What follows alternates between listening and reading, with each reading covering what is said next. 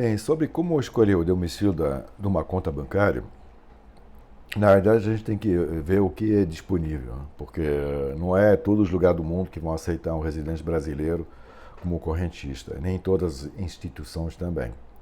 Mas tem bastante oferta dentro do mercado, basta ver aqui no Brasil, tem muitas possibilidades de abrir conta nos Estados Unidos.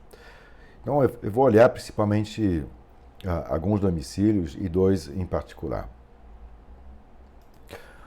Nos Estados Unidos, se você abre uma conta, você tem que saber que essa conta ela é sujeita aos impostos sobre a herança americana, em caso de falecimento do titular. Existe uma isenção de US$ 60.000, mas acima disso, basicamente, dependendo do que você tem na sua carteira, pode ser que você acabe pagando até 40% de imposto de herança americana. Essa questão do imposto nos Estados Unidos, ele vem desse conceito aqui, in situ assets. O que significa in situ assets? É ativo situado nos Estados Unidos. É algo um pouco confuso, às vezes, porque você tem ativos situados nos Estados Unidos que não entram nessa categoria. Então, de maneira geral, eu digo o seguinte, porque tem algumas diferenças entre o tipo de instituição financeira. Você tem tem corretora e você tem banco.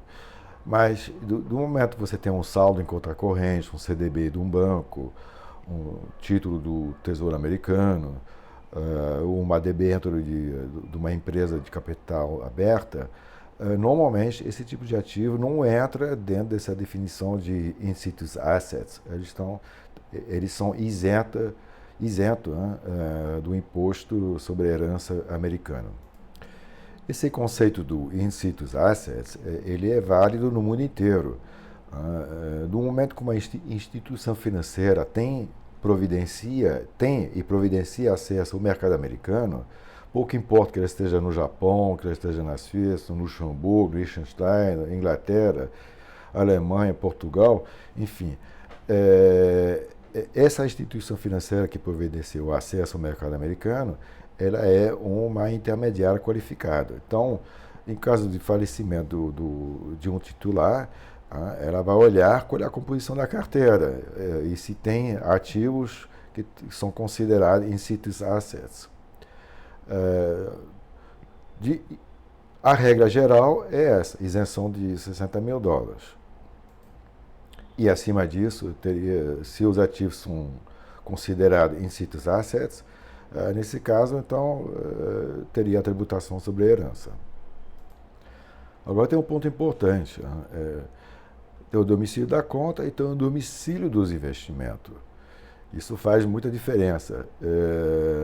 O domicílio do investimento, eventualmente você tem interesse no mercado americano para investir. Muito bem, ok. Para evitar esse problema de ativos in situ assets, nos Estados Unidos, algumas instituições financeiras providenciam acesso a outro tipo de veículos de investimento, que não são americanos. Na Europa, você tem acesso livre. Na Suíça, pelo menos, você tem acesso livre. Então, a maior parte dos veículos e instrumentos de investimento que dão acesso ao mercado americano, normalmente eles têm uma vantagem tributária também em relação aos americanos e, segundo, eles vão lhe dar a exposição que você deseja ao mercado americano e também vão lhe permitir de evitar esse problema do in situ assets. Então você não vai cair dentro dessa armadilha do imposto sobre a herança americano. Mas, enfim, eu acho importante você perguntar à instituição financeira, eventualmente, que lhe interessa, qual é o leque de instrumento financeiro que lhe permite otimizar esse problema potencial.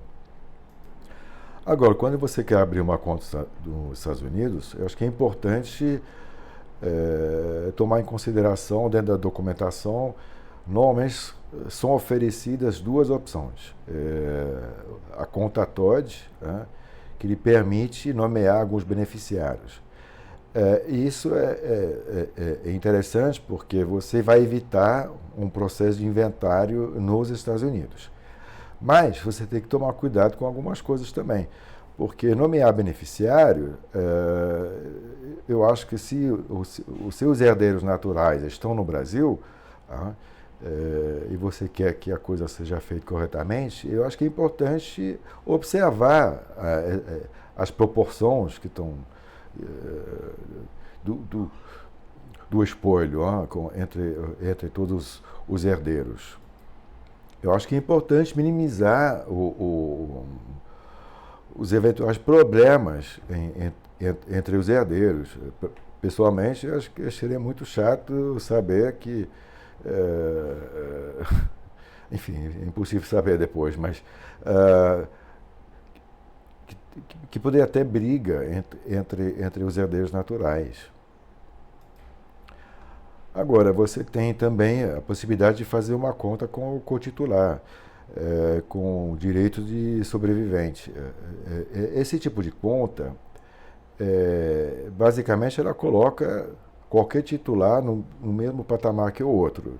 Isso significa o quê? Que todos são proprietários do mesmo jeito. Então, existe alguma polêmica a respeito disso, porque, vamos supor, você tem os seus bens dentro da sua declaração de imposto de renda aqui no Brasil. Aí você transfere os recursos lá fora, abre uma conta com o titular. Teoricamente, isso poderia já caracterizar uma doação, porque o outro titular ele tem os mesmos direitos que você tem. É um pouco sobre questão aqui no Brasil, mas se pode ser considerado como doação, apesar de não consumida, nesse caso teria incidência do imposto sobre doação. Isso depende do estado onde você mora. Então, eu acho que também é algo que é importante avaliar. Então, dentro dos Institute Assets, você tem várias categorias. Eu só quero chamar a atenção sobre um fato. Tem muitas pessoas que gostam de viajar para os Estados Unidos, tem conta lá, e tem também imóvel lá. Se você tem um imóvel, um apartamento, um condomínio, ele está registrado na pessoa física, ele entra nessa categoria.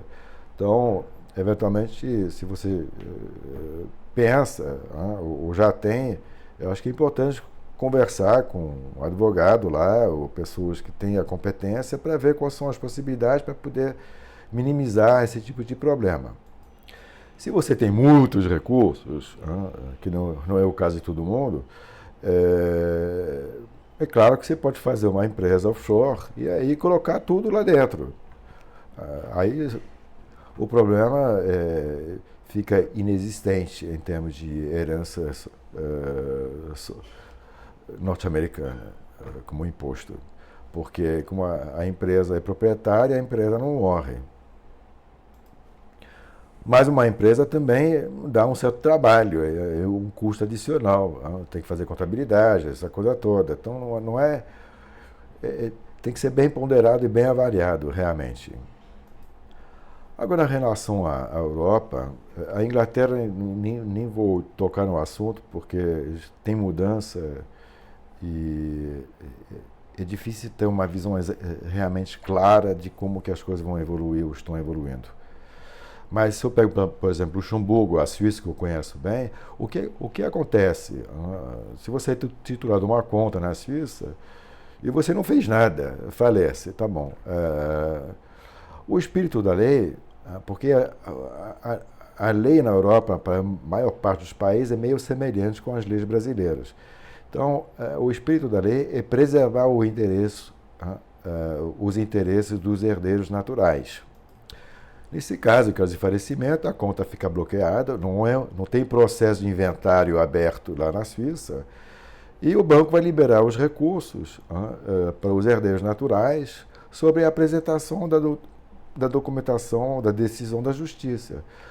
Então, a partilha, certificado de herdeiro e certificado de óbito também.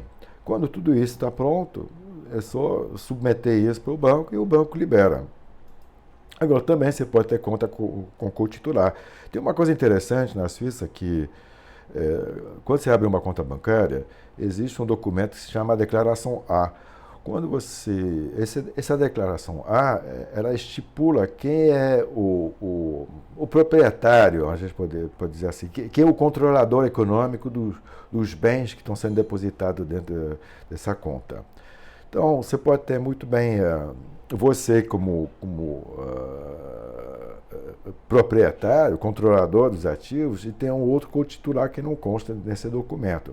É claro que cada banco pode ter um certo poder de interpretação desse documento. Alguns bancos vão exigir o nome de ambos, mas não é sempre assim. Agora, se você tem dois titulares, normalmente o entendimento dos bancos é que, em caso de falecimento de um dos titulares, os ativos são divididos 50-50.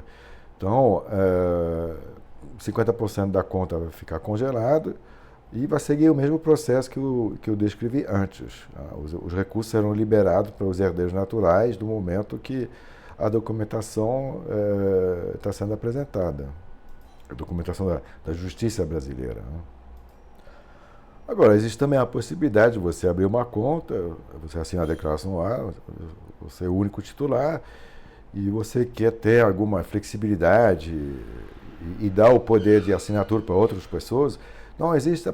Todos os bancos têm documento que se chama procuração. Então, tem vários tipos de procuração, mas você tem o tipo de procuração que é ampla, que basicamente permite o procurador fazer igual o que você está fazendo dentro da conta.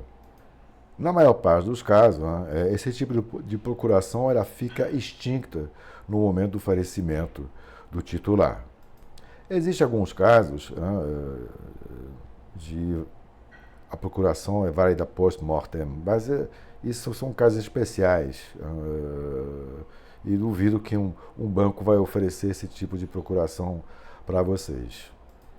Então, como pessoa física, eu digo, é relativamente tranquilo. Eu mesmo, como profissional, que eu trabalhei muito tempo em banco na Suíça, eu vi vários casos. Às vezes era até esquisito, porque eu precisava correr atrás dos herdeiros naturais. Mas tudo bem. Eu passei por... Meus pais faleceram alguns anos atrás e enfim, o resto da minha família, somos vários irmãos e irmãs. Meus pais não deixaram nenhum testamento, nada. Enfim, foi um processo super tranquilo. Realmente, eu fiquei até surpreso pela a velocidade, a rapidez, a eficiência do como funcionou. Então, eu pessoalmente, eu tenho uma certa preferência em relação à Suíça. Eu acho que você tem acesso a todos os mercados também, pode fazer igual, você tem mais flexibilidade. Eu acho que essa parte de herança é super tranquila e funciona bem. Nos Estados Unidos é um mercado super dinâmico.